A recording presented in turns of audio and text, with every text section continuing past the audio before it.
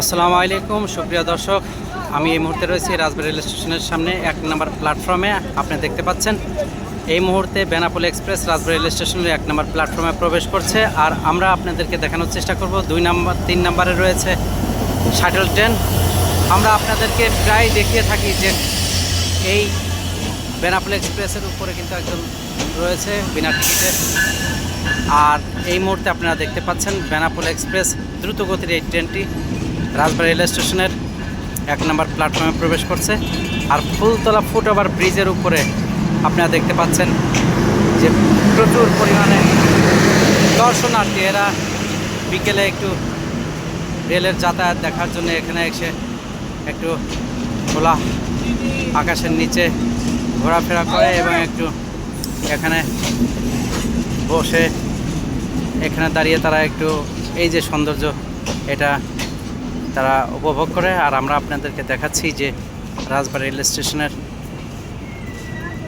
1 নম্বর প্ল্যাটফর্মে বেনাপোল এক্সপ্রেসটি এই মুহূর্তে এসে স্টপেজ দিয়ে দিল। আর আপনারা দেখতে পাচ্ছেন যে যাত্রী সাধারণ নামতে থাকবে। আমরা উপর থেকে আপনাদেরকে দেখানোর চেষ্টা করব, অর্থাৎ ফুটওভার ব্রিজের উপরে দাঁড়িয়ে থাকা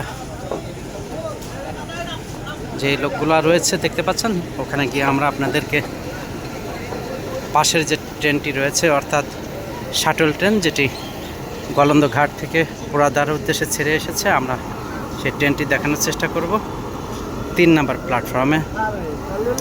এটা আমরা দেখতে পাচ্ছি এই মুহূর্তে এটা হচ্ছে শাটল ট্রেন, যেটা রাজবাড়ী ভায়া হয়ে কিছুক্ষণের মধ্যে পোড়াদার উদ্দেশ্যে ছেড়ে যাবে।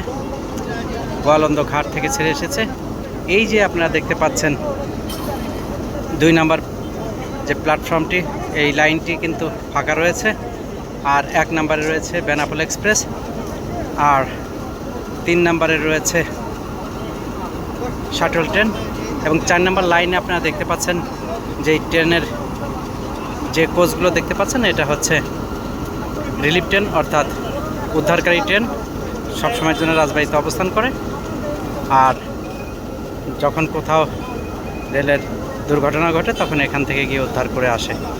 আর আমরা আপনাদেরকে দেখানোর চেষ্টা করছি যে প্রচুর পরিমাণে যাত্রী সাধারণ কিন্তু 1 নম্বর প্ল্যাটফর্মে রয়েছে, যেটা